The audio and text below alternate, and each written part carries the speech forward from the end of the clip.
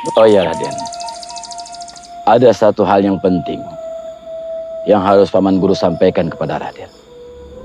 Hai seluruh, halo guys, selamat datang di channel Mamang Story. Siapa yang tidak tahu dengan sosok Kian Santang? Kian Santang adalah tokoh legendaris dalam cerita rakyat Sunda, khususnya dari tanah Jawa Barat.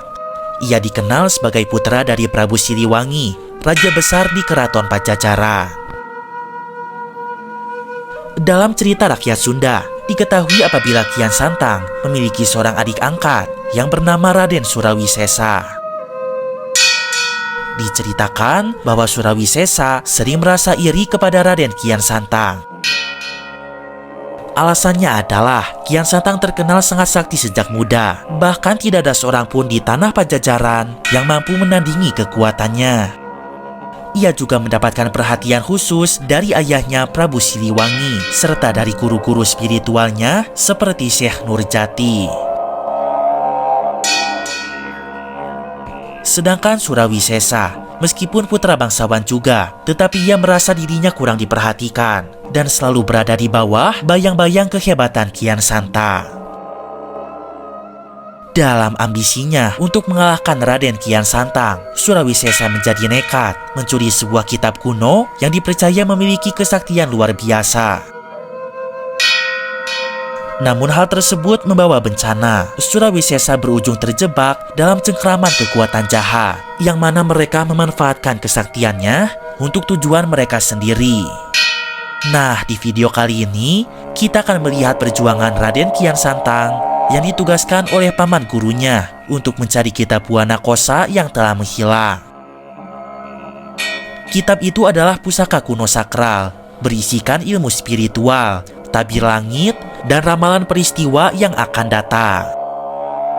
Ia juga akan berusaha mencari Raden Surawisesa yang tidak lama ini ikut menghilang juga.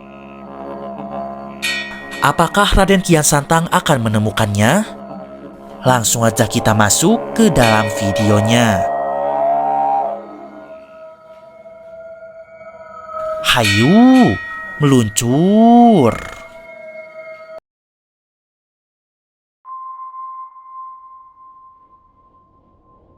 Episode 1, Hilangnya Kitab Buana Kosa.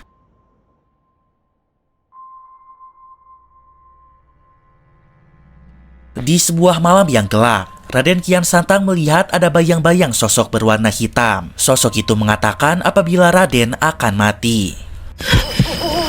Kau harus mati, Kian Santang! Raden Kian Santang mendekatinya secara perlahan. Namun seketika ada yang menarik kakinya hingga terjatuh. Lalu tiba-tiba ia melihat sosok hitam tadi sudah menghilang. Dan tiba-tiba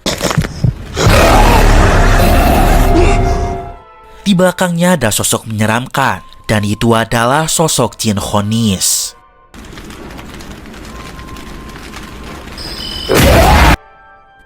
Namun itu hanyalah sebuah mimpi. Ja lolo, ja tulak tu ja eman gok, sereh leweng, bye. Adegan beralih kepada Raden Kian Santang yang mulai perjalanannya yang ditemani oleh kedua pelayan setianya, yaitu Aman dan juga Amin. Langkah mereka menuju Gunung Semeru yang menjulang tinggi dan diselimuti oleh banyak kabut, tempat di mana konon kitab kuno Buana Kosa berada. Selain itu, Raden Kian Santang berusaha mencari adiknya, yaitu Raden Surawisesa, yang mana tiba-tiba menghilang bersamaan kitab tersebut. Dan semua hal itu adalah sebuah perintah dari guru spiritualnya yang bernama Syekh Nurjati. Dalam perjalanan panjangnya, Raden Kian Santang dan para pelayannya tiba di sebuah pemukiman yang terlihat sangat sunyi. Desa itu bernama Desa Larangan. Di sanalah mereka akan beristirahat melepas penat di tengah masyarakat desa. Namun saat akan masuk ke dalam desa tersebut, seketika awan berubah menjadi gelap. Petir menyambar dengan sangat keras dan terlihat awan membentuk sebuah mata iblis dan seolah-olah menatap kepada Raden Kian Santang. Angin kemudian bertiup dengan kencang, membuat Paman Aman dan Amin hampir terbawa olehnya. Namun saat itu Raden tetap bersikap tenang. Ia segera mengangkat kedua tangannya, membaca doa-doa, meminta pertolongan kepada Allah Subhanahu wa Ta'ala. Setelah itu angin seketika berhenti dan awan bermata iblis itu seketika memudar. Lalu langit kembali menjadi cerah. Raden mengucap puji syukur atas pertolongan yang telah Allah berikan. Setelah itu mereka pun dapat memasuki desa larangan dengan perasaan tenang. Namun mereka melihat suasana desa ini sangat sepi. Mang Aman dan Mang Amin mengatakan pantas saja desa ini disebut desa larangan, karena mungkin warga-warginya dilarang untuk keluar rumah, sehingga akhirnya menjadi sepi seperti desa mati.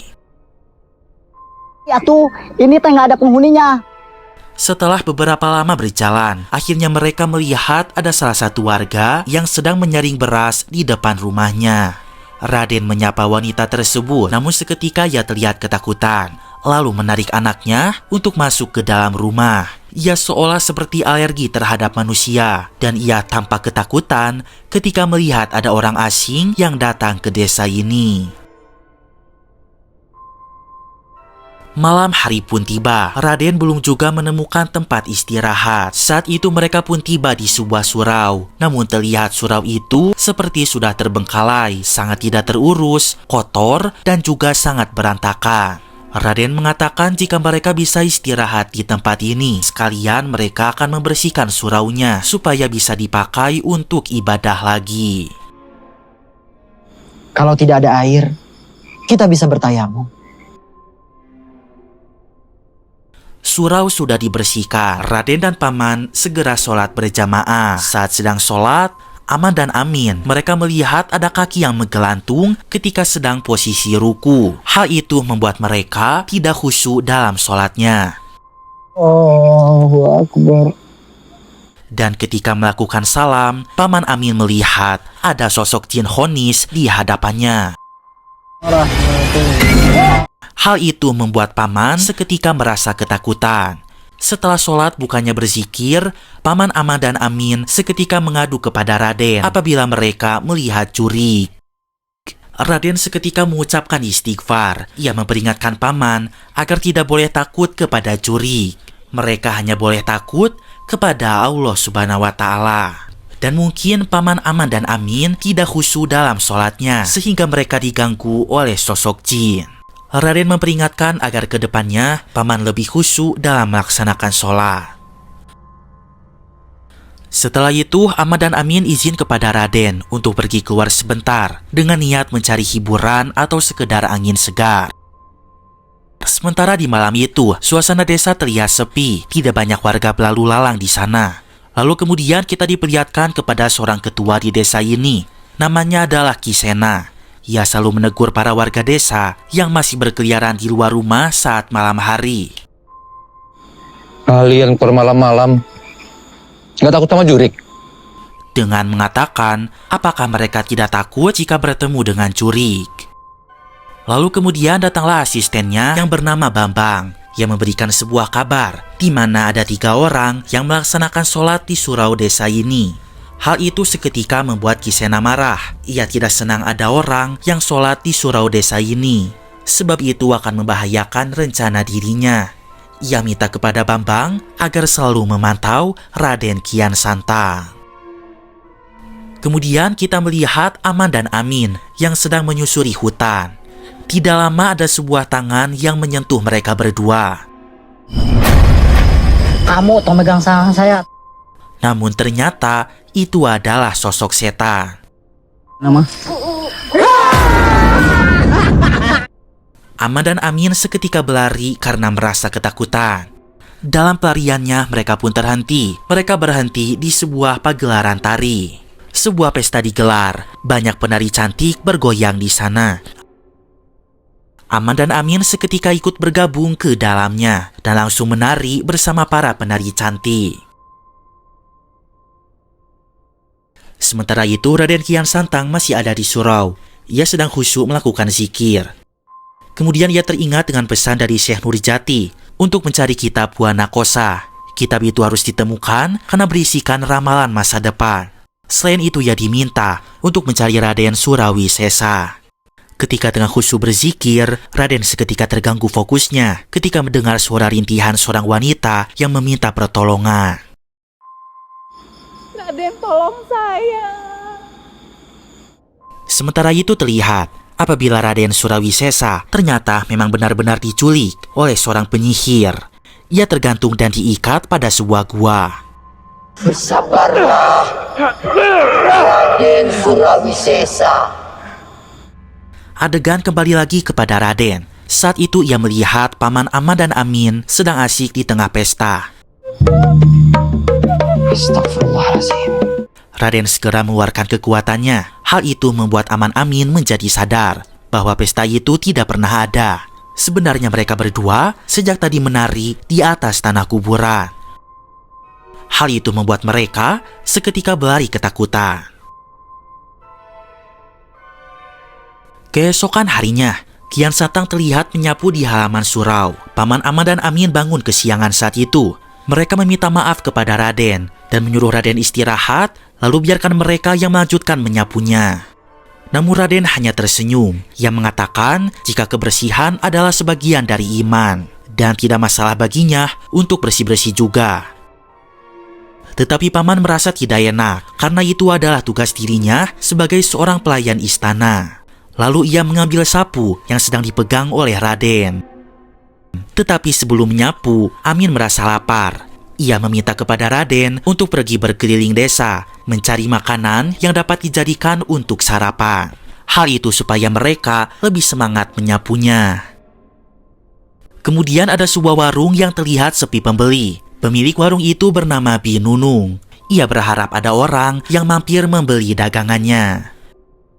Tidak lama kemudian Raden datang ke rumah Ibu Nunung. Raden memutuskan untuk sarapan di warung tersebut. Namun anehnya Ibu Nunung tidak berkenan untuk melayani mereka bertiga saat ia mengetahui jika mereka adalah orang asing, bukan asli warga desa ini. Dan seketika Ibu Nunung menutup warungnya. Raden mengucapkan istighfar. Ia tidak mengerti apa yang sebenarnya terjadi kepada desa ini. Sementara di sisi lain, ada seorang pemuda yang wajahnya diceburkan ke dalam air. Ia tengah disiksa oleh para rentenir karena tidak dapat membayar hutangnya yang sangat besar. Sebenarnya hutang pemuda tersebut terhitung kecil. Hanya saja karena ada bunga, jumlah hutangnya semakin membesar. Para rentenir itu dipimpin oleh seorang pria yang bernama Ki Bawon. Dia adalah ketuanya karena orang yang meminjamkan uang. Saat itu banyak warga desa yang melihat aksi tersebut. Lalu mereka semua disuruh pergi oleh Ki Bawon karena hal ini tidak untuk dipertontonkan. Tidak lama kemudian Raden datang. Dia menyelamatkan pemuda tersebut dari siksaan. Tolong saya, Raden. Raden lalu berkata apabila Islam memperbolehkan untuk berjual beli, tetapi mengharamkan riba. Namun Ki Bawon malah memaki Raden. Bahkan ia menyarankan agar Kian Santang tidak ikut campur dalam masalah ini. Lalu ia pun pergi dari tempat tersebut. Raden Kian Santang serta dua pelayannya terus mencari di mana mereka akan mendapatkan sarapan. Lalu mereka pun melihat ada sebuah rumah warga yang di depannya ada seekor nenek tua. Siapa tahu mereka bisa mendapatkan makanan di sana. Namun saat itu Raden melihat dengan tatapan yang aneh. Ia melihat nenek itu berwajah mengerikan. Tetapi di penglihatan orang lain, wajah nenek itu terlihat biasa saja. Kemudian Raden memberikan salam kepada nenek tersebut. Seketika nenek itu tercengang. Namun ternyata sikapnya cukup ramah. Lalu ia mempersilahkan Raden untuk masuk ke halaman rumahnya. Ternyata nenek itu bernama Mak Romlah. Dia pun segera masuk ke dalam rumah untuk menyiapkan makanan yang akan dihidangkan kepada Raden. Mak Romlah minta maaf karena ia hanya bisa menghidangkan ubi ungu serta air tawar. Saat itu Paman Aman dan Amin sempat berkomentar. Mereka kira akan diberikan nasi serta lauk pauk yang enak. Raden mengatakan apabila mereka tidak boleh seperti itu, seorang tamu tidak boleh merepotkan tuan rumahnya. Ketika sedang makan, Raden mendengar ada suara rintihan perempuan dari bangunan sebelah rumah ini. Mak Romlah mengatakan jika itu adalah suara anaknya yang mana sedang sakit parah. Kiseno sedang berkumpul bersama warga desa larangan. Kiseno mengatakan apabila warga desa tidak boleh lupa untuk memberikan sesajen kepada lelembut Gunung Cermai. Jika mereka mendapatkan hasil panen yang berlimpah tetapi tidak memberikan sajen, maka mereka akan mendapatkan musibah yang besar. Lalu ia memperingati para warga agar tidak ada yang boleh beribadah di surau. Tidak ada yang boleh beribadah di surau tua itu. Malam harinya, Raden terus berzikir di dalam surau tersebut. Ia merasakan sesuatu yang tidak enak. Dan ternyata benar saja, pada malam itu Kisena sedang melakukan sebuah ritual untuk membangkitkan para mayat dari dalam kuburan. Lalu mereka pun mengangkat sebuah keranda mayat. Mereka mengiringi keranda itu sambil mengatakan sebuah kata, hudang, hudang, hudang. Artinya adalah bangun, bangun, bangun.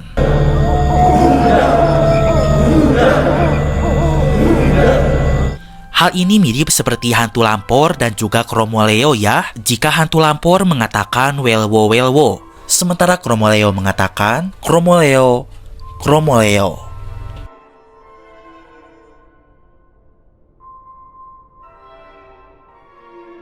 Episode 2, Kutukan di Desa Larangan. Episode 2 dibuka dengan Paman Aman yang sedang azan di surau. Paman merasa heran, sudah 2 hari mereka di desa ini, tetapi tidak ada satupun warga yang ikut sholat berjamaah bersama mereka. Raden mengatakan sabar saja, dan mereka tidak boleh memaksa para warga untuk memeluk agama Islam. Lalu tanpa disangka seorang warga datang, namanya adalah Pak Abdul. Ia datang dengan berniat ingin ikut sholat berjamaah dengan mereka. Raden ucapkan syukur alhamdulillah. Akhirnya ada satu warga yang terbuka mata hatinya. Lalu mereka pun sholat berjamaah. Setelah sholat, warga tersebut kemudian banyak berbincang dengan Raden di sana. Ia menceritakan saat dulu desa Larangan ini sangatlah makmur. Lebih tepatnya ketika masih dipimpin oleh Pak Rahmat.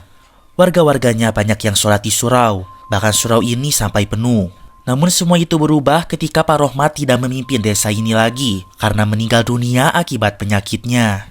Lalu kepemimpinannya diambil alih oleh Kisena. Semenjak dari itulah banyak warga yang merasa gelisah. Bahkan Kisena secara terang-terangan melarang para warganya untuk sholat di surau. Tidak hanya itu, dia pun memaksa warga untuk memberikan sesajen kepada lelembut di Gunung Cermai. Dan Kisena sering menakut-nakuti para warganya agar tidak berani keluar pada malam hari, karena akan ada hantu pembawa keranda yang berkeliling desa ini. Hal itu dengan tujuan agar para warga tidak ada yang berani sholat di surau. Mendengarkan cerita itu, Raden Kian Santang hanya dapat mengucapkan istighfar. Adegan beralih ke rumahnya Ki Bawon, si rentenir yang sempat kita ceritakan sebelumnya. Ternyata dia punya istri yang cantik, namanya adalah Lilis. Saat itu Ki Bawon bercerita jika dia kesal karena orang yang ditagih hutangnya tidak punya uang. Lilis menenangkan sang suami. Lalu ia berkata agar Ki Bawon tidak terlalu keras kepada mereka. Lalu ia pun pergi ke kamar dan bersiap-siap untuk agenda malam Jumat. Lilis minta Ki Bawon untuk tidak terlalu malam menggarapnya karena ia takut ada curi. Dia pun langsung membersihkan kasur dengan sapu lidi, lalu kemudian mengenakan pakaian dinas. Setelah itu ia menggerai rambutnya yang panjang dan cantik. Lilis akhirnya menunggu di atas kasur siap untuk melayani. Sementara Ki Bawon sedang merapikan uang-uangnya, dan ketika itu ia mendengar suara di luar rumah. Namun, tidak ada apa-apa di sana. Saat Bawon akan masuk ke dalam kamar, seketika ia mendengar suara itu lagi. Ketika dicek,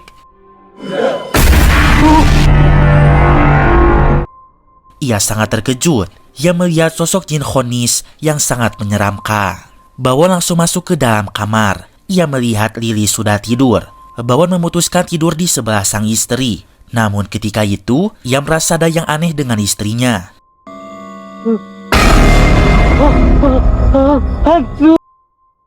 Ternyata wajah Lilis sudah dalam keadaan menyeramkan. Bawon segera bergegas keluar dari kamar untuk menyelamatkan diri.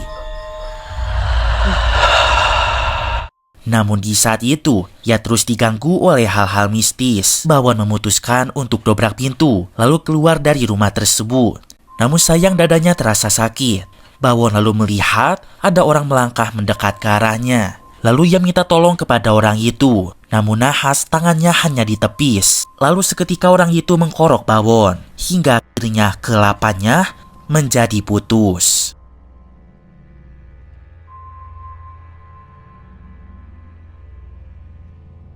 Lilis, istri Mas Bawon yang asli, baru keluar dari rumah. Ia melihat suaminya sudah tergeletak di sana.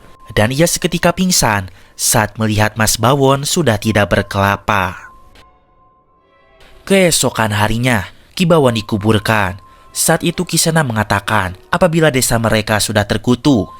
Bahkan ada satu korban yang telah kehilangan nyawanya, yaitu adalah Ki Bawon. Ia merasa yakin jika hal ini disebabkan oleh kedatangan Raden Kian Santang sehingga membuat malapetaka. Mereka sepakat untuk mengusir Raden Kian Santang. Sementara itu, banyak warga yang menjadi takut dengan Raden Kian Santang. Mereka langsung masuk ke rumah masing-masing saat melihat Raden, karena mereka itu tidak mau mati. Lalu Raden datang lagi ke rumah Maromlah, dan di sana mereka salah fokus dengan suara tangisan anaknya Maromlah yang berasal dari bangunan sebelah. Mereka pun memanggil nama Maromlah, tetapi emak tidak kunjung datang. Akhirnya mereka langsung mendatangi bangunan yang berisikan anaknya Maromlah itu. Namun nahas pintu terkunci. Raden menitipnya lewat celah jendela. Namun seketika Maromlah datang. Ia mengatakan apabila mereka tidak punya sopan santun. Malam harinya, terlihat di sebuah gua ada Raden Surawisesa, adiknya Kian Santang. Ternyata memang benar, saat ini ia sedang ditawan oleh seorang penyihir. Dia terikat dalam keadaan digantung. Sementara itu, di desa Larangan suasana malam hari cukup sepi. Saat itu warga sangat ketakutan karena ada hantu andong, yaitu sebuah kereta sapi. Namun tidak ada supirnya. Mereka seketika berlari karena ketakutan. Sementara Mang Aman dan Amin sedang mencari makan malam saat itu. Namun mereka melihat Cenunung, yaitu si pemilik warung, terlihat buru-buru akan pergi dari desa ini. Cenunung tidak mau mati, ia akan pergi dari desa terkutuk ini. Aman dan Amin mengatakan jika Ece tidak usah pergi, desa ini akan tetap aman karena ada mereka berdua. Namun Ece tidak percaya dan tetap melarikan diri. Cenunung kemudian seorang diri di sana. Lalu ia duduk untuk menunggu Andong datang. Akhirnya tidak lama ada Andong datang. Namun ia terkejut karena itu adalah Andong setan. Jadi seketika Binunung balik lagi karena ia ketakutan. Terlihat ia lari luntang-lantung dan ia pun berhenti di sebuah pohon besar karena merasa kelelahan. Saat ia seorang diri, tiba-tiba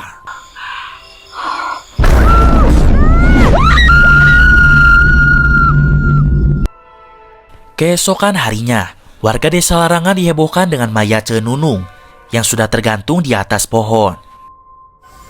Astagfirullahaladzim.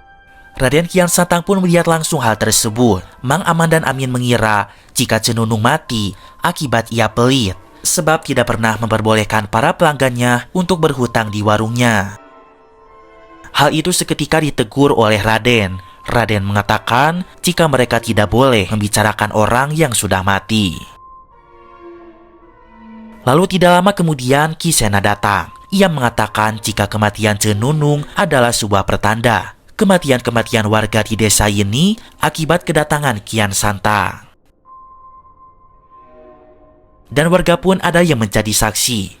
Pada saat malam kemarin, sebelum Cenunung meninggal, mereka melihat ia sempat bertemu dengan Aman dan juga Amin, pelayannya Raden Kian Santang. Tetapi Raden mengatakan tenang dulu, mereka tidak boleh sembarangan fitnah seperti itu. Lalu ia bertanya kembali, apakah warga tersebut melihat jika Paman Aman dan Amin yang telah membunuh Cenunung. Tetapi warga itu mengatakan tidak melihatnya. Maka dari itulah tuduhan tersebut tidak terbukti dan warga pun tidak jadi menuntut Raden. Kian Santang merasa ada yang tidak beres dengan desa ini. Ia minta kepada warga untuk memberikannya waktu sebentar untuk memecahkan misteri apa yang sebenarnya terjadi. Lalu Raden mengucapkan salam dan ia pun pamit pergi. Sementara Kisena merasakan jika Kian Santang adalah ancaman besar baginya. Ia sangat tidak menyukainya. Raden akan pergi dari desa itu untuk mencari tahu apa yang sebenarnya terjadi.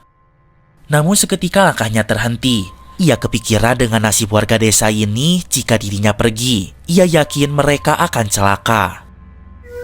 Pasti akan semakin banyak yang menjadi korban, Paman. Raden pun kembali lagi ke desa tersebut. Sesaat kembali, mereka melihat ada sekelibat bayangan.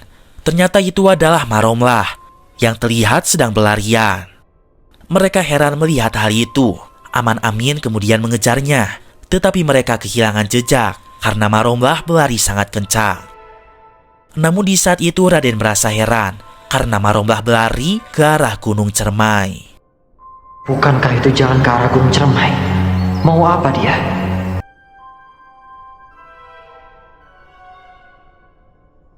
Malam harinya, Raden sholat berjamaah kembali di surau. Namun di malam itu, ia pun dilabrak oleh warga desa yang dipimpin oleh Kisena. Setelah selesai sholat, ia melihat banyak warga sudah menunggunya di luar. Mereka akan mengusir Raden pada malam itu juga, karena Raden dianggap telah menyebarkan teror di desa ini. Jangan bakar surau ini. Bambang anak buah Kisena berusaha untuk menyerang Raden. Namun hal itu tidak mempan. Raden seperti memiliki sebuah pelindung, sehingga tak ada siapapun yang dapat menyerangnya. Namun hal itu pun atas izin Allah. Kisena tampak marah. Ia mencoba membakar Raden dengan api obor, tapi seketika api menjadi padam. Kisena mengatakan jika mereka bisa lolos pada malam ini, namun jangan berharap besok mereka dapat selamat. Lalu Kisena pun pergi dari surau. Keesokan harinya, terlihat Maromlah akhirnya masuk juga ke dalam rumah yang berisikan anaknya yang tengah sakit. Anaknya itu bernama Sumi. Ia hanya bisa terbaring di atas kasur dan dikurung oleh sebuah keranda. Entah penyakit apa yang dialami olehnya, tapi sepertinya hal itu sangat parah dan tubuhnya pun diikat oleh tali. Maromlah kemudian membasuhnya supaya Sumi tetap segar. Lalu ia pun menyisirnya sambil menyanyikan lagu Bambung Hideng.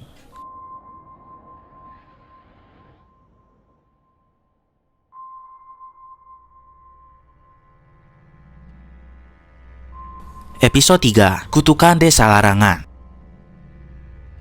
Episode diawali dengan Raden Kian Santang yang sedang berzikir di dalam surau. Lalu ia seperti melihat ada bayang-bayang Raden Surawisesa, yang mana saat itu dia meminta pertolongan. Namun anehnya, ada pula sosok Surawisesa tapi terlihat jahat, di mana ia mengatakan jika Raden Kian Santang akan mati.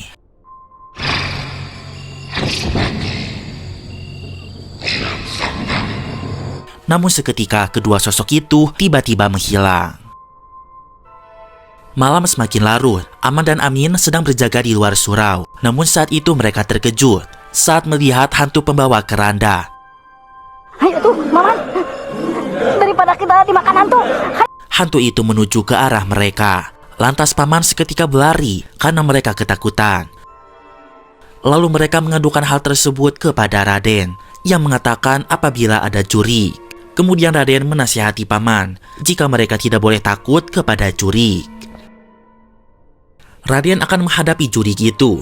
Ternyata hantu keranda sudah ada di depan surau. Saat itu Raden akan diserang, tetapi Raden masih tetap tenang. Lalu ia membacakan doa-doa. Mang Aman dan Amin pun ikut membantu doa. Dan seketika, hantu keranda itu pun musnah terbakar lalu menghilang. Raden mengucapkan syukur alhamdulillah. Sementara itu Kisena, ia sedang bertapa di sebuah gua bersama penyihir Ia ingin kedudukannya semakin tinggi dan kekuatannya semakin besar. Dan ia pun ingin menjadi seperti Raden Kian Santang, yaitu kebal dengan senjata tajam. Maka dari itulah ia harus minum darah dari seorang ayam hitam, lalu dimandikan oleh air kembang 7 rupa. Sementara itu, Raden tengah berbincang bersama Paman Aman dan Amin di luar surau. Saat itu Paman minta izin kepada Raden untuk mencari makan malam. Sepertinya makan yang hangat-hangat akan terasa enak disantap saat ini. Saat itu Raden tidak mau jika merepotkan Paman. Namun Paman tidak merasa direpotkan karena ini sudah menjadi pekerjaannya. Kemudian Raden mengizinkan Paman mencari makanan. Namun ia memberi pesan agar mereka hati-hati. Karena sudah larut malam, Aman Amin melipir ke warung sebentar. Mereka pun makan pisang dan juga kopi hitam. Namun saat itu pisangnya terasa sangat aneh. Cak, kopi cak. Dan mereka seketika terkejut jika pemilik warung itu adalah curi. Aman Amin berlari terbirit-birit karena ketakutan. Bahkan mereka sampai masuk ke dalam hutan. Lalu mereka terdiam karena kelelahan. Di saat itu terlihat ada sosok dari belakang yang mencoba menghampiri mereka. Lalu ia memegang pundaknya. Tentu Aman Amin sangat ketakutan. Mereka pikir itu adalah hantu. Tetapi ternyata itu adalah Syekh Nurjati, guru spiritualnya Raden Kian Santang. Paman guru bertanya, Aman Amin sedang apa di sini dan di mana Raden Kian Santang. Aman Amin menjawab jika mereka sedang mencari makanan, sementara Raden sedang menunggu di surau. Lalu mereka pun menuju surau secara bersama-sama. Sementara di sisi lain, istrinya Kibawan yaitu Lilis sedang melipat baju di rumahnya. Namun saat itu, yang mendengar suara Kibawan terdengar masih ada di rumah. Tentu ia sangat ketakutan, dan ia mencoba untuk berlindung di ujung kasur. Namun Lilis penasaran apakah Kibawan masih hidup.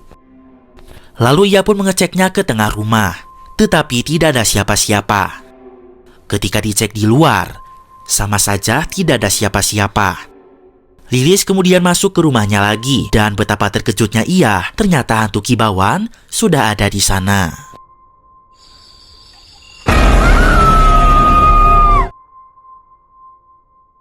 Di sisi lain, Paman Guru sudah sampai di surau. Ia langsung bertemu dengan Kian Santang. Raden bertanya mengapa Paman Guru ada di sini. Paman mengatakan jika ia mendapatkan mimpi, ia melihat Raden mengalami keadaan sulit. Maka dari itulah ia pun menyusulnya ke sini.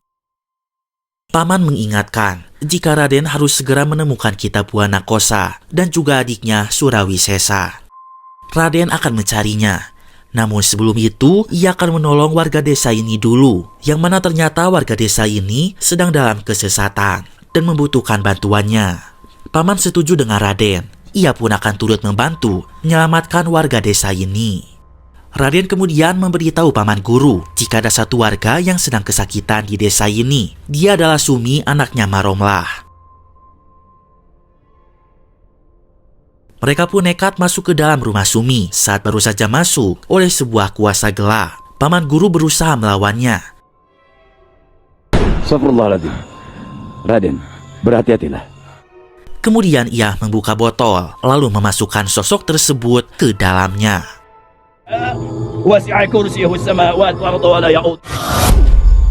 Dan alhamdulillah hal itu berhasil.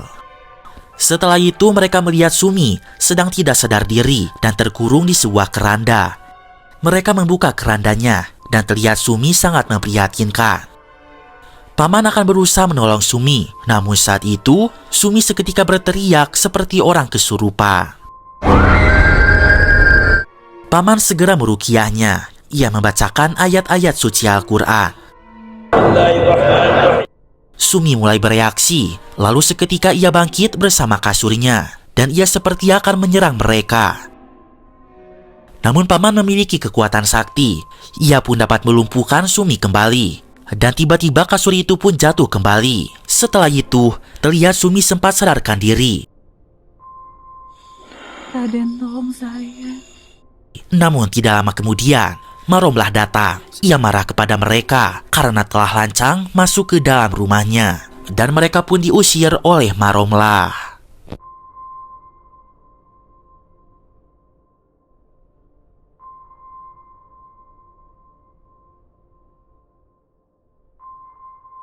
Episode 4, Bangkitnya Jin Honis. Diceritakan bahwa dulu suaminya Maromlah dikejar-kejar oleh banyak warga. Lalu ia melarikan diri ke dalam sebuah gua. Namun nahas gua itu seketika runtuh dan suami Maromlah tertimpa oleh batu yang sangat besar sehingga ia seketika tewas di tempat. Maromlah memiliki dendam yang sangat besar kepada warga desa larangan. Dia pun melakukan perjanjian dengan Jin Honis untuk membalaskan dendamnya itu. Terlihat pada adegan ini, ia melakukan perjanjian darah di atas batu yang telah menimpa suaminya. Adegan kembali lagi. Di malam itu, Aman dan Amin sedang mencari kelapa untuk Raden Kian Santang. Namun mereka melihat ada andong, yaitu kereta sapi, yang mana itu adalah milik Ki Bawon. Mereka merasa heran, kenapa kereta sapi itu ada di sana. Di sisi lain, Raden Kian Santang tengah mengaji bersama Abdul di surau. Mereka pun tengah membahas tentang Quran Surat Al-Hajj, yang mana pada salah satu ayat menjelaskan, jika kita tidak boleh tunduk atau takut kepada orang yang melakukan zolim, karena itu akan membawa kita kepada api neraka. Jadi pada intinya, kita tidak boleh takut untuk membela kebenaran, dan tidak boleh membenarkan orang-orang yang zolim. Hal itu sama seperti yang terjadi pada desa ini, di mana semua warga mengagung-agungkan orang zolim, yaitu adalah Ki Sena. Sesungguhnya mereka itu sedang dalam kesesatan. Secara diam-diam, Bambang si anak buah Ki Sena mendengarkan pengajian itu. Ia akan melaporkan kepada Ki Sena jika Raden Kian Santang tengah mempengaruhi warga untuk membenci Ki Sena. Namun seketika, Raden Kian Santang sudah ada di hadapannya. Itu adalah salah satu kekuatannya, yaitu bisa berubah menjadi 7. Raden kemudian menepuk pundaknya, dan orang tersebut seketika sadar dan terbuka pikirannya. Dia pun merasa malu kepada Raden. Lalu Raden mengajak ia untuk ikut ke surau mengaji bersama mereka, dan Bambang pun berkenan. Di sisi lain, Aman dan Amin tengah kebingungan bagaimana caranya mengembalikan kereta sapi ini ke rumah Ki Bawon. Namun saat itu mereka sangat terkejut karena melihat hantu Ki Bawon datang menghampiri mereka, yang mana hantu itu tanpa kepala. Mereka pun seketika berlari terpirit-pirit. Keesokan harinya, para warga memberitahu Ki Sena bahwa Bambang anak buahnya itu kini sudah bergabung bersama Raden Kian Santang dan bahkan sudah memeluk agama Islam. Hal itu membuat Ki Sena marah dan ia akan memastikan Bambang akan mendapatkan pelajarannya. Sementara Maromlah, ia terus mengurus Sumi yang berbaring di atas ranjang. Ia terus membasuhnya supaya bersih dan juga segar. Sementara Sumi hanya bisa terbaring dalam kesedihan. Di saat itu Maromlah teringat dengan masa lalunya, di mana Sumi selalu didekati oleh suaminya. Entah mengapa suaminya itu terlihat seperti genit kepada Sumi, dan Sumi pun sering perhatian kepada suaminya dengan cara memberikan es teh manis hangat ketika mereka sedang bekerja. Hal itu jujur membuat Maromlah merasa cemburu, dan sejujurnya Maromlah merasa benci kepada Sumi. Malam harinya, Bambang anak buah Ki Sena akan ke surau lagi untuk mengaji bersama Raden. Sementara itu Raden sedang berzikir. Ia merasakan ada sesuatu hal yang buruk akan terjadi kepada Bambang. Dan ternyata benar, saat itu Bambang merasakan seperti ada orang yang mengawasinya. Bambang kemudian bersembunyi di balik sebuah pohon yang sangat besar. Namun seketika,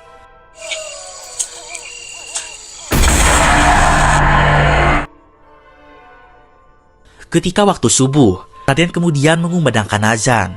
Ia mengajak warga untuk sholat dan mengatakan apabila sholat lebih baik daripada tidur. Dan secara diam-diam, ada seseorang berpakaian hitam sedang memperhatikannya dari arah belakang.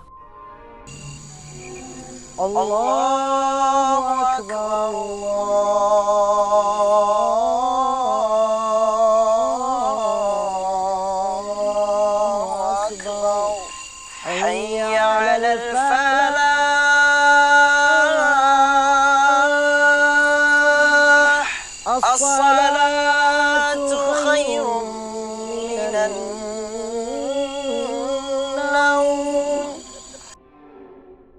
Aman dan Amin baru bangun saat itu. Kemudian mereka akan ambil wudhu. Sementara Raden akan sholat sunat sebelum subuh. Karena sesungguhnya, sholat sunnah sebelum subuh adalah hal yang paling berharga daripada bumi beserta seluruh isinya. Saat siang hari, terlihat Paman Aman dan Amin baru saja mencari makanan. Namun saat itu mereka salah fokus dengan kumpulan para warga yang ada di tengah hutan. Ternyata saat itu, mereka melihat Bambang sudah meninggal di sana, dalam keadaan sangat mengenaskan. Paman Aman dan Amin segera memberitahukan hal tersebut kepada Raden Kian Santang. Mereka mengatakan bahwa Bambang sudah meninggal mengenaskan di dalam hutan. Mendengar hal itu, Raden seketika turut bersedih. Semoga Bambang dihapuskan segala dosanya, dan semoga ia mendapatkan tempat yang terbaik di sisi Allah. Karena di waktu-waktu sebelum kematiannya, Bambang sempat bertaubat. Kemudian adegan memperlihatkan Kisena yang datang ke gua itu untuk menemui seorang penyihir, yang mana ternyata dia adalah Maromlah. Kisena mengatakan apabila Raden Kian Santang sudah banyak mempengaruhi warga desa untuk mengikuti agama Islam. Ia pun kebingungan bagaimana cara untuk mengalahkannya. Maromlah mengatakan satu-satunya cara untuk mengalahkan Raden Kian Santang adalah membunuhnya. Maka Maromlah menyuruh Kisena untuk menyingkirkan Kian Santang beserta para anak buahnya. Bunuh mereka tanpa jejak. Lalu pada siang itu, saat Raden sedang berjalan bersama Aman dan Amin, mereka pun dihadang oleh Kisena. Saat itu Kisena menyuruh Raden untuk keluar dari desa ini. Jika tidak, maka ia takkan segan untuk langsung membunuhnya. Namun lagi-lagi ilmu hitamnya itu gagal menyerang Raden Kian Santang, karena Raden dilindungi oleh sebuah perisai. Hal itu membuat Kisena tak dapat melakukan apa-apa lagi, dan seketika ia pun pergi. Ketika kembali ke surau, Raden terkejut karena sudah banyak orang di sana. Tetapi ternyata mereka semua itu hendak bertobat. Mereka ingin memeluk agama Islam, dan mereka ingin berguru kepada Raden Kian Santang. Raden sangat senang dan menyambut mereka dengan sebaik mungkin. Malam harinya, Raden masih penasaran dengan Sumi. Mereka pun akhirnya masuk ke dalam rumah itu. Dan terlihat, Sumi masih terbaring dengan tidak sadar diri. Raden meminta Aman dan Amin untuk membantunya melakukan doa. Ketika doa dipanjatkan, Sumi seketika bereaksi. Ia berteriak seperti orang kesurupan. Angin seketika bertiup dengan kencang. Raden segera membaca ayat kursi. Namun anehnya, iblis itu mengikuti bacaan ayat kursinya.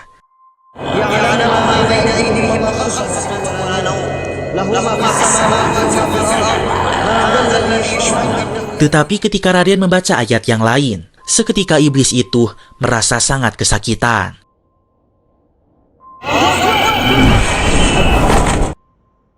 Dan pada akhirnya, iblis itu tumbang dan keluar dari tubuh Sumi. Sumi seketika bersedih. Ia minta pertolongan kepada Raden Kian Santang. Dan Raden memintanya untuk menenangkan diri terlebih dahulu. Sumi kemudian menceritakan masa lalunya, yang mana versi dirinya.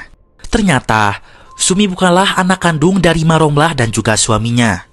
Dia adalah anak sebatang kara, yang mana orang tuanya meninggal secara mendadak.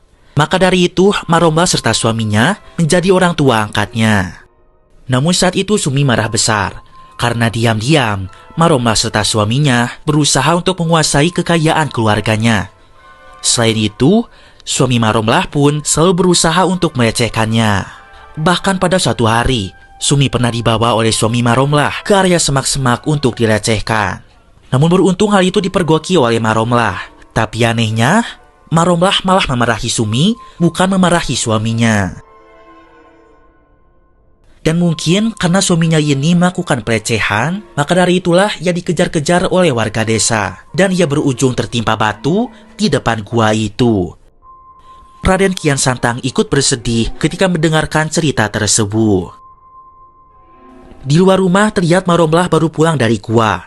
Dan ia mengetahui jika Kian Santang ada di rumahnya. Dan ia telah berhasil menyadarkan Sumi.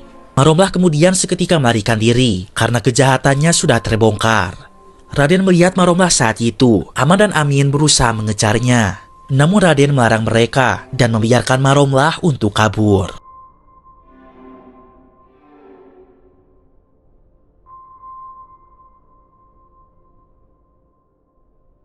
Episode 5, Persekutuan Iblis di Desa Larangan.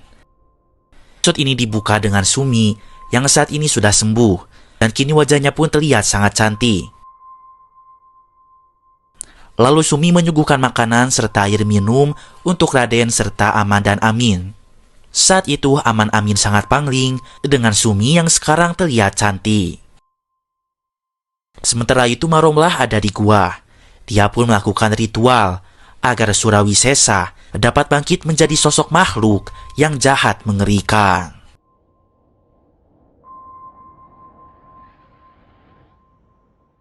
Sementara itu Raden pulang ke surau, dan di sana sudah banyak warga yang bersiap untuk melaksanakan sholat berjamaah. Setelah selesai sholat, Raden kemudian melakukan pengajian bersama para warga. Ia berceramah tentang betapa pentingnya melaksanakan sholat. Sholat itu sangat utama bagi umat Islam. Sholat adalah tiang agama, dan orang yang paling mulia adalah orang yang menjalankan sholatnya, melakukan perintah Allah dan menjauhi larangannya. Orang yang paling tinggi derajatnya di sisi Allah, yang paling mulia di sisi Allah. Setelah itu mereka pun berpamitan. Walaupun Kian Santang adalah seorang raden, tetapi dia tetap hormat kepada orang yang lebih tua darinya. Terlihat ia salah mencium tangan kepada orang yang lebih tua darinya. Sementara itu, ketika saat akan tidur, Sumi merasa tidak enak. Ketika bercermin, seketika angin bertiup dengan kencang. Ia terkejut ketika melihat bayangan Surawisesa yang sangat mengerikan. Raden kemudian datang ke rumah Sumi lagi, namun saat itu Sumi tidak ada di sana. Ketika dicek di dalam kamarnya, mereka pun tidak menemukan Sumi. Lantas mereka pun mencarinya keluar rumah. Dan pada akhirnya mereka menemukan Sumi sedang berada di tengah hutan. Keesokan harinya mereka pun masih ada di rumah Sumi karena semalam telah menolong Sumi yang pingsan di tengah hutan. Sebagai bentuk terima kasih, Sumi kemudian memberikan mereka makanan.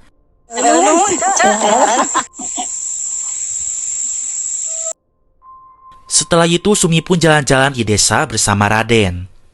Para warga sangat pangling melihat Sumi yang sudah cantik kembali, dan mereka sadar jika Sumi sudah sembuh.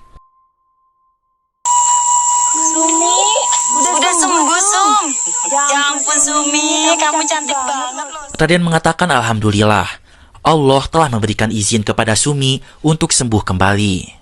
Tidak lama dari itu datanglah Lilis yang merupakan istrinya Ki Bawon. Ia minta tolong kepada Raden. Ia merasa suaminya itu masih ada di rumahnya. Arwahnya gentayangan. Mungkin ia tidak terima dengan kematiannya. Dan mayatnya pun belum sempurna karena ia dikuburkan tanpa kepala. Sebab saat itu mereka tak bisa menemukan kepalanya. Raden akan berusaha menolong dan akan berusaha menyempurnakan jenazah Ki Bawon. Setelah itu Raden pulang kembali ke surau. Lalu di sana ia melihat banyak warga tengah berkumpul. Mereka berinisiatif membersihkan surau. Dan hal itu membuat Raden merasa sangat senang. Malam harinya, Maromlah akhirnya mengetahui Raden Kian Santang adalah salah satu keturunan dari kerajaan Pajajaran. Pantas saja ia sulit untuk dikalahkan. Maromlah dan Kisena kemudian merasa bingung bagaimana cara mereka menyingkirkan Raden Kian Santang. Saat itu Kisena memiliki sebuah rencana. Bagaimana jika mereka memanfaatkan Raden Surawisesa untuk menyerang Kian Santang. Namun hal itu ditentang oleh Maromlah yang mengatakan jika Surawisesa akan ia jadikan tumbal untuk Cinhonis. Karena ia sudah berjanji sebelumnya, jika ia berhasil menikahkan Raden Surawisesa bersama dengan Cinhonis, maka dia akan menjadi orang paling sakti, dan kekuatannya tidak akan ada yang bisa menandingi.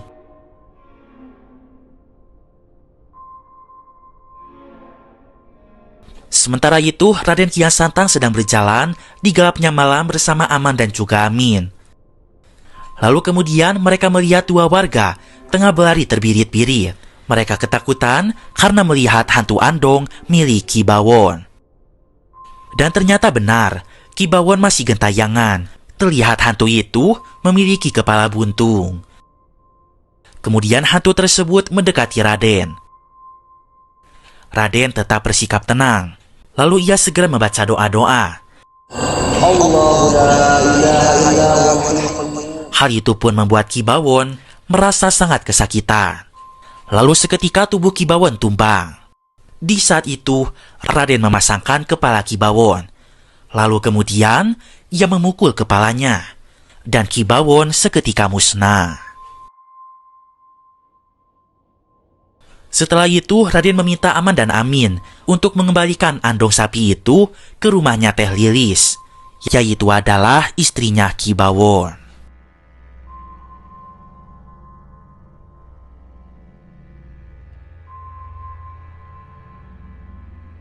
Episode 6. Dendam Maromlah. Pada malam itu, Mang Aman dan Amin mengembalikan andong milik Kibawon ke rumahnya Teh Lilis. Lalu mereka mengatakan, insya Allah arwah Kibawon sudahlah tenang dan tidak akan gentayangan lagi. Keesokan harinya ada seorang warga yang mendatangi Raden Kian Santang. Ia meminta pertolongan Raden. Dia adalah seorang tukang gali kubur. Dia melaporkan jika ada sebuah kuburan yang sudah dibongkar saat malam kemarin. Namun mayatnya sudah menghilang entah kemana.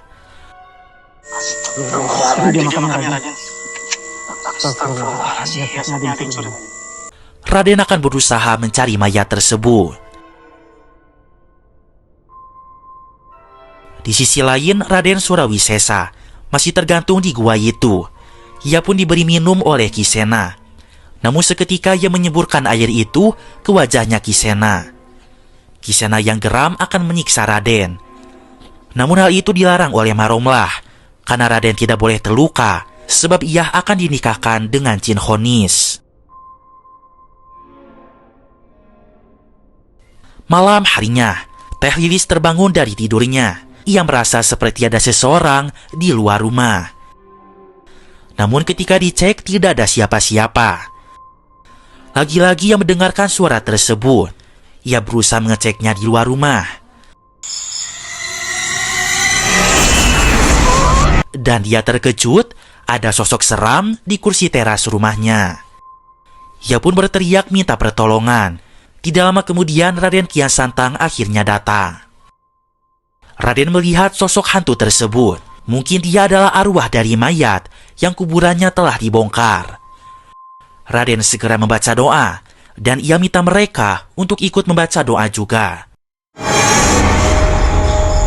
Alhamdulillah arwah itu pun seketika menghilang. Raden mengatakan untuk kedepannya, insya Allah tidak akan ada lagi yang mengganggu Bililis. Keesokan harinya, Paman Guru datang ke desa Larangan lagi. Ia mengucapkan syukur alhamdulillah, karena desa tersebut seperti hidup lagi. Banyak warga aktif melakukan aktivitas seperti biasanya.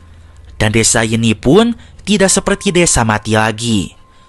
Sementara itu, Raden sedang hudu. Setelahnya ia berdoa, Allahumma j'alni minat tawabina, waj'alni minal mutatohirin, waj'alni min ibadika sholihin.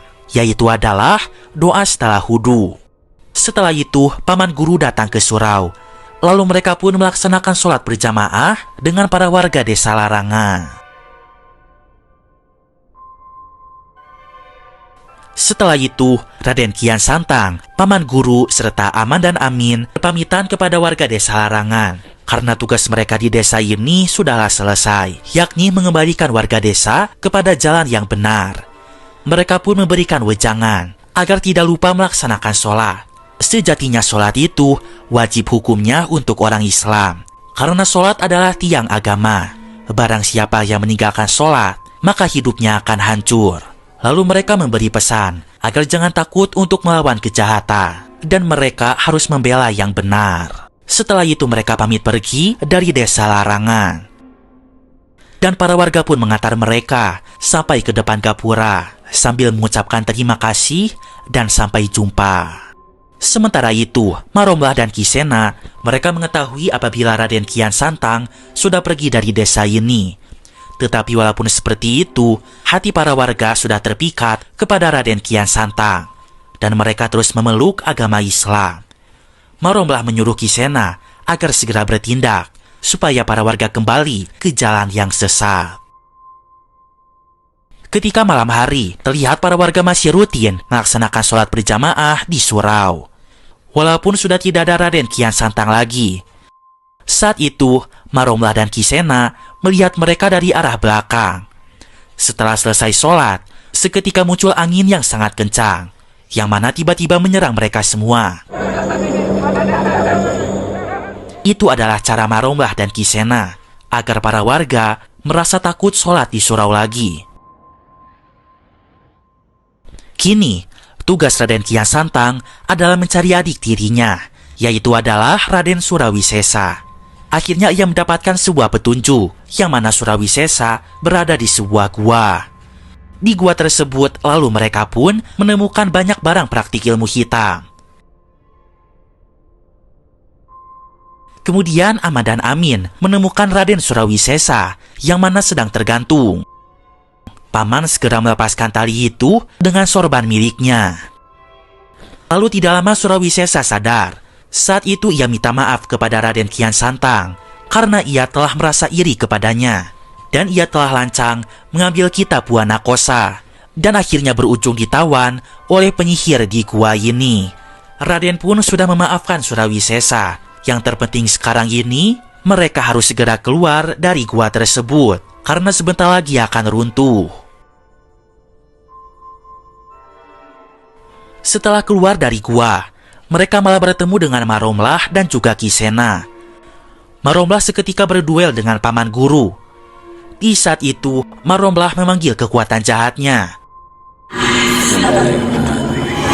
Seketika ia berubah menjadi hantu nenek beruban yang seketika mengeong. Paman guru adalah lawan yang sepadan untuk Maromlah. Ia membacakan ayat-ayat suci Al-Quran. Hal itu pun membuat Maromlah seketika terbakar dan akhirnya musnah.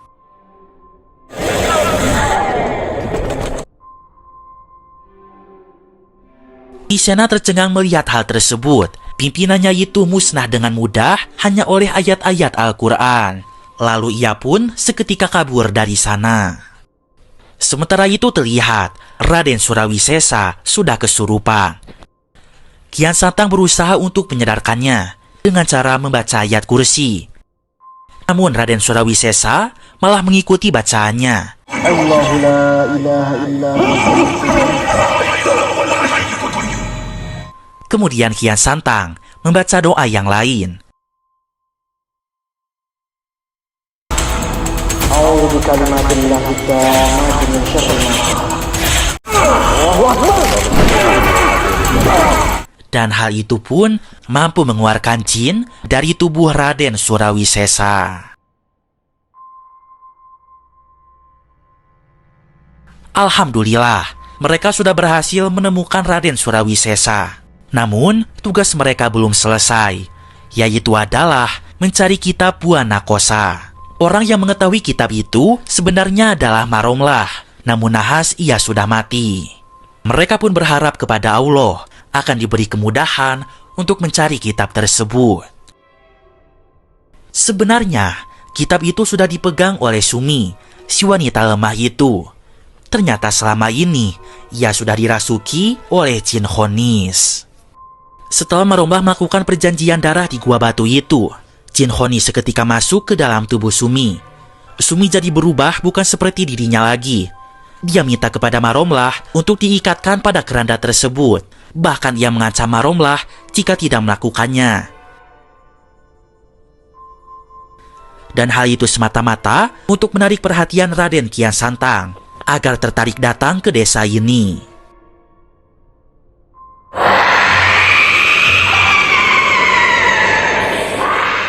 Dan dengan kitab Puanakosa itu, jin Khonis yang ada di tubuh Sumi akan dapat menguasai seluruh isi dunia ini. Dan cerita pun berakhir.